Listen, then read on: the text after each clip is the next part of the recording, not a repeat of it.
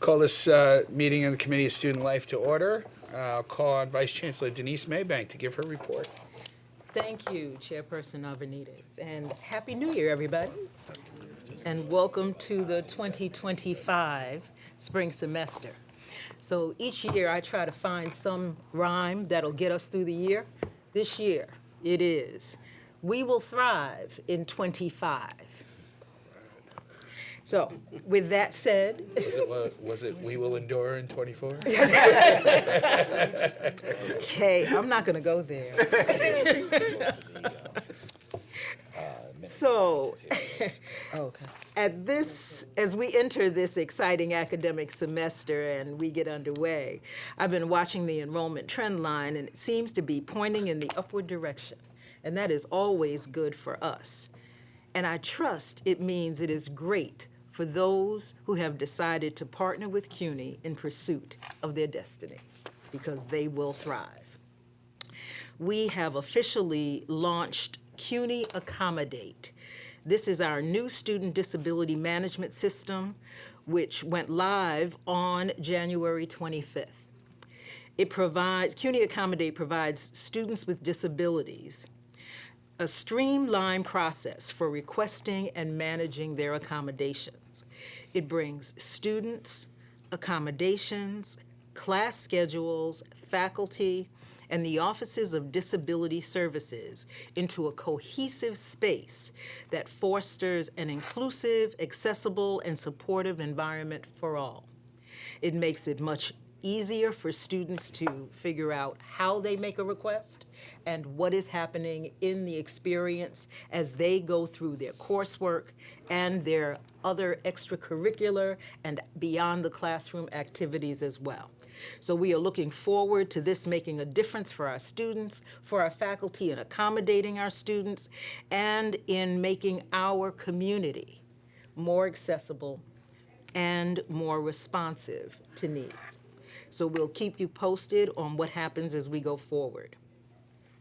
On January 17th, our CUNY Black Male Initiative held its annual Dr. Martin Luther King Jr. program at the Graduate Center.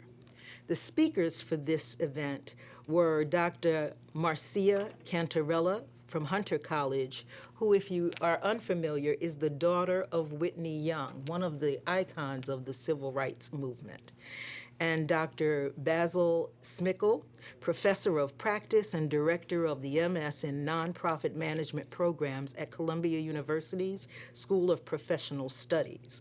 They were joined by Council Member Kevin Riley, co-chair of the Black Latino Asian Caucus, representing the 12th Council District, and writer, poet, speaker, and activist Kevin Powell. This was a powerful program that allowed the members of the audience to hear about the stories that brought these individuals to where they are today and to their commitment to carrying forward the dream.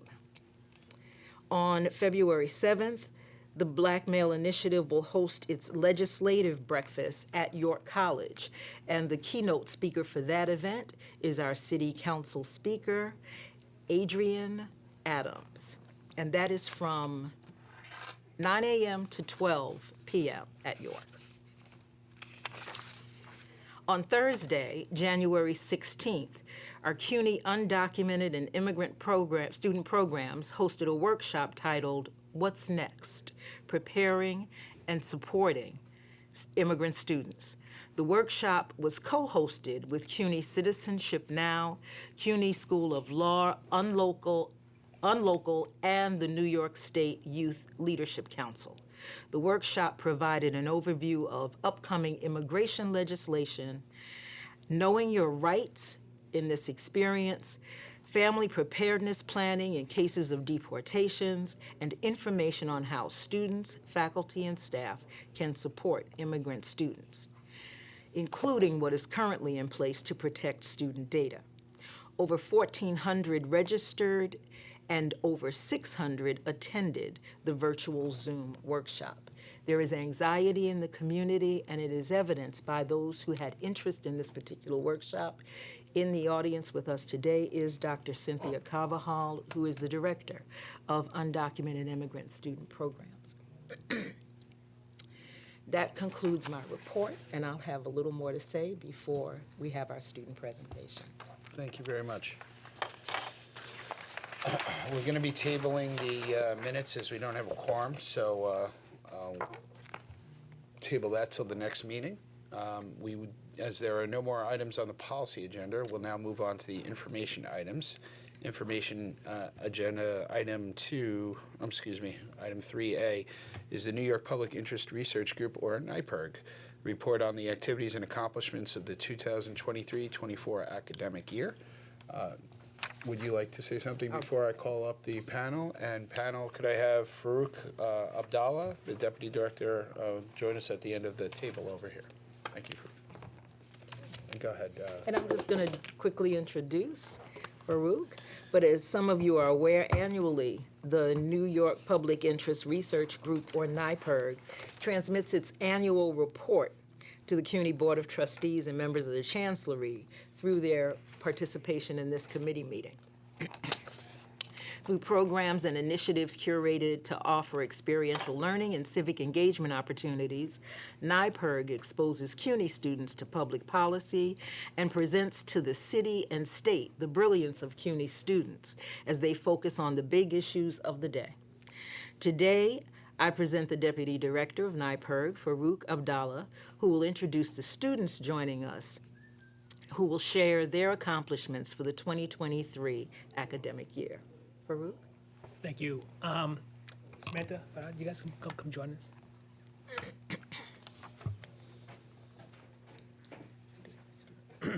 What you see here is like switched up.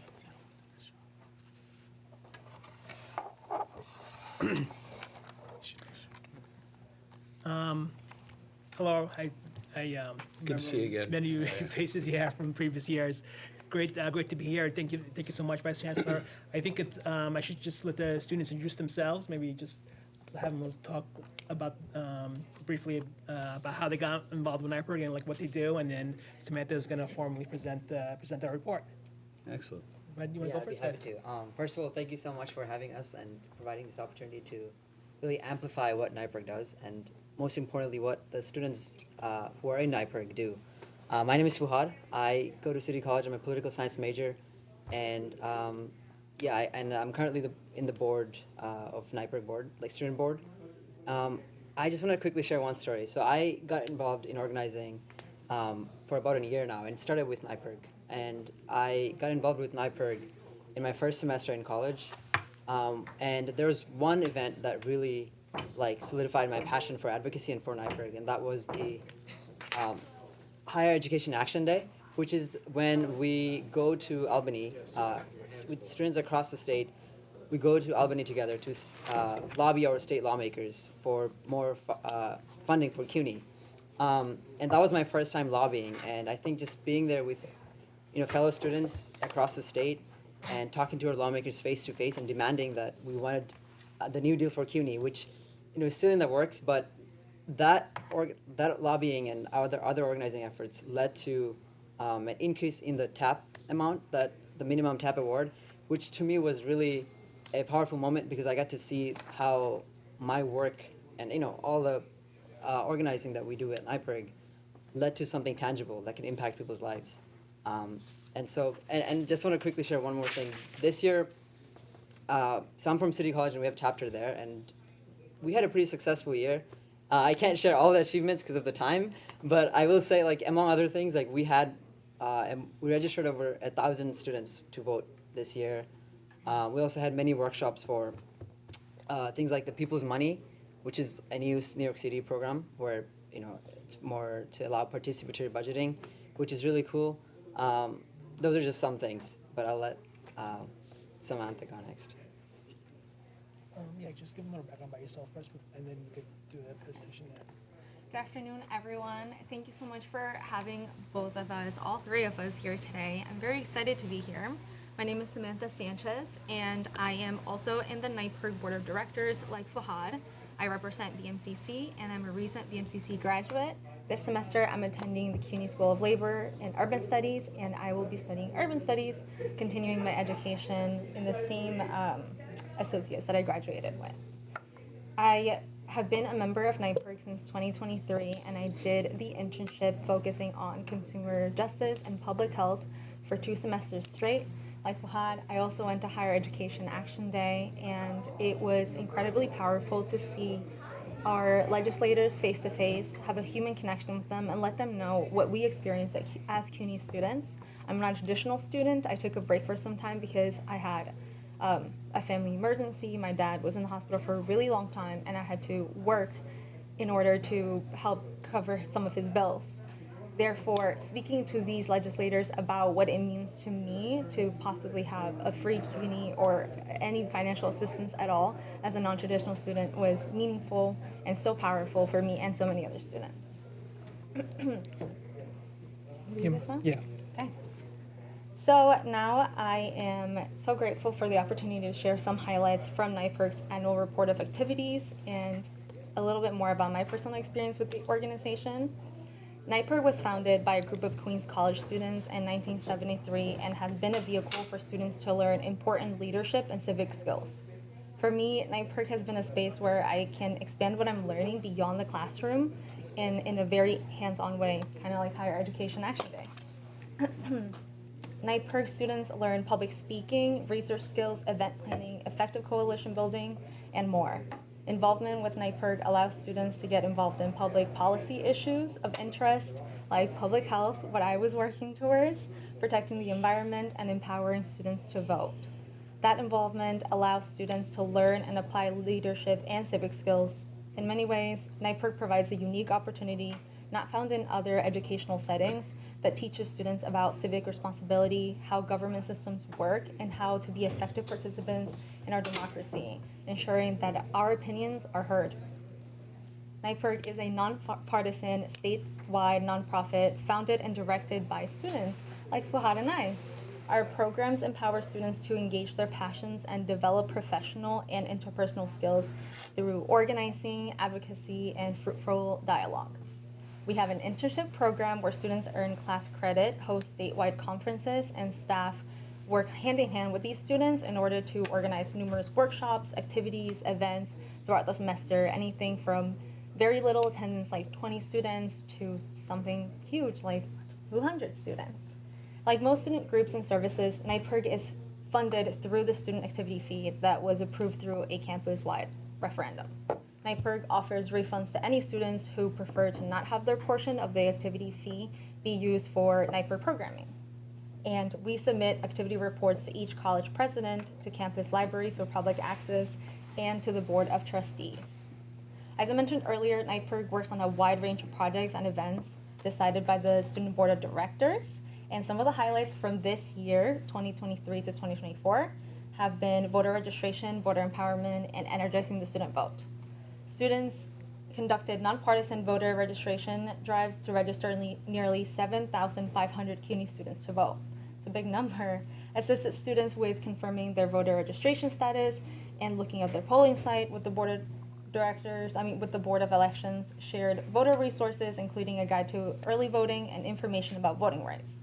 Organized Get Out to Vote efforts to turn out student voters to the polls for the 2023 election and 2024 April and June primaries, and participated in National Voter Registration Day activities. CUNY students also participated in idea generation workshops and turned out student voters in New York City participatory budgeting process. Another thing that we did was organizing and housing informational events and workshops. With the aid of at least one full-time staff coordinator, students organized and participated in a range of events and workshops on issues such as tenants' rights, credit card basics, climate change, healthcare costs, and the New York State budget.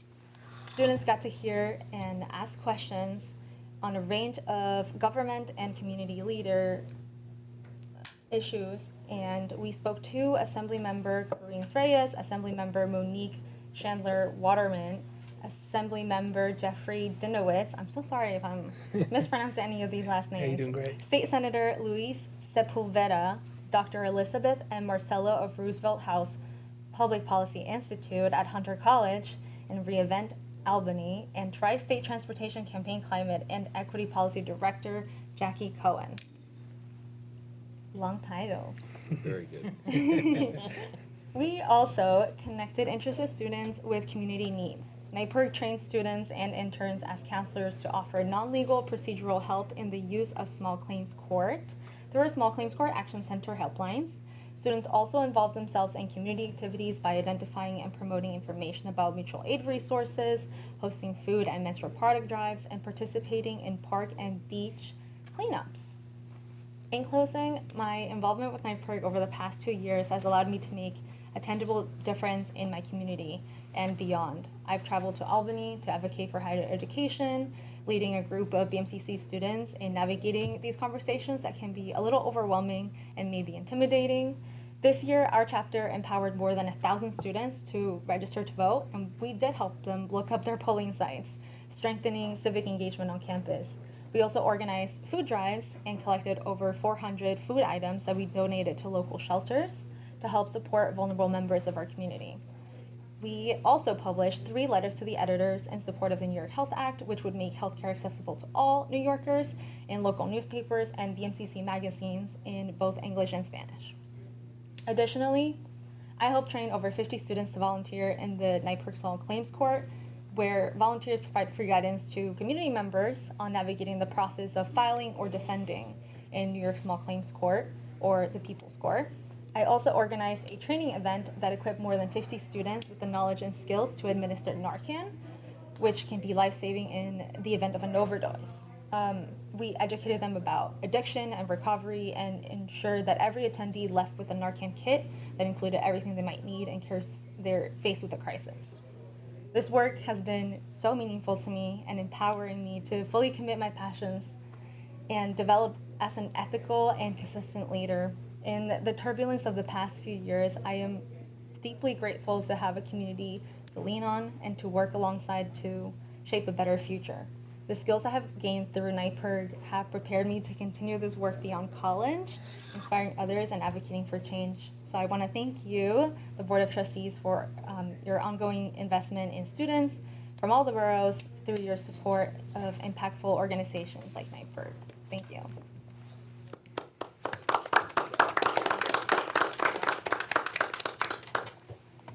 And like you said, you'll be carrying on your work. Not 30 years ago, I was a NYPIRG student at Cortland State, so. Oh my gosh, that's amazing to learn. You never get I'd like to, first of all, I'd like to thank our students and Mr. Abdallah for bringing them here. Always a pleasure to hear from our students and to see people so civically engaged, especially this day and age. I would like to go back to the action item calendar, action item 1A, approval of the minutes of the November 25th, 2024 meeting. I move to approval of action item 2A. Do I have a second? Second. Is there any discussion? All those in favor? Any? Yes, sir. All those in favor? Any opposed? Any abstentions? That passes unanimously. There is one more item action left, information item left, so we'll go back to the information item calendar. Item 3B is the reallocation of the University Student Senate, or USS student activity fees earmarked for the CUNY Athletics Conference. I call on student trustee and chairperson of the USS, Daniel Redden, to provide us with more information on this item. Thank you, Chair Ornides. So yes, on December 8th, 2024, the University Student Senate held a plenary in which we passed the resolution, the USS Steering Committee resolution to reallocate USS student activity fees earmarked for CUNY, the CUNY Athletic Conference. So this resolution was passed by the entirety of our delegation after extensive work and attention to detail when we were putting together our budgets to make sure that we have an operation for USS.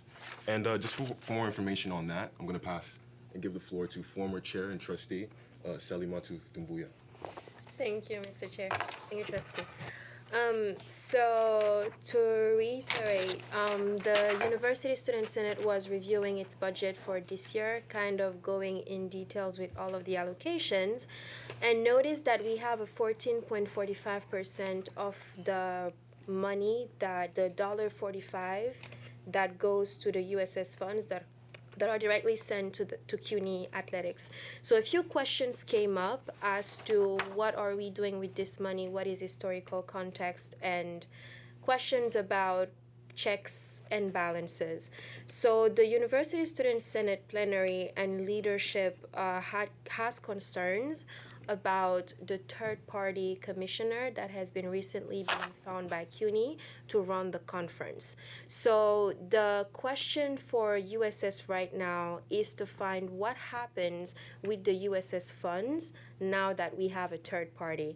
The question is who will be in charge of these funds, and where are the funds going, and who is making the decision on where the funds are going. From what we know and from the original agreements, these funds are being used for special programming. Now, we know that in terms of the commissioner size, it's clear that they will also get a budget and probably also have the opportunity to do special programming. We want to avoid redundancy, and we want to make sure that this time around USS knows exactly where their funds are going. So the resolution specifically states to hold the USS funds harmless until this meeting where we are discussing it, and then to discuss next steps, including an audit on where the previous USS funds used to go from the previous years, to kind of understand that whole scheme and then make decisions in good faith, find a resolution on something the students would be comfortable sending their funds to. So that's where we are at. The chair has sent a request for a meeting to Trustee Arvanites, and also a discussion with the chancellor and also the chair of the audit committee to have this whole conversation on auditing the funds on where they used to go before we move forward. But for now, they would like these funds to, again, be held harmless.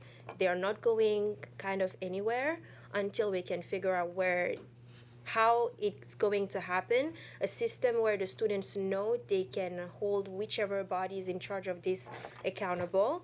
And the timeline for this would be by the next audit meeting or by the next Student Life Committee meeting. Hopefully all the meetings will have happened and everyone will have answers before USS is able to move forward with this. Understood. As this is an information item, we won't be acting on it. As the former trustee said, we have next steps that you're going to take with the audit committee and this committee and the chancellor's office. That being said, is there any additional information that you have? That is all. Okay. Seeing with no more items on the agenda, I'll move to adjourn this meeting. Do I have a second? Second. All right, meeting's adjourned.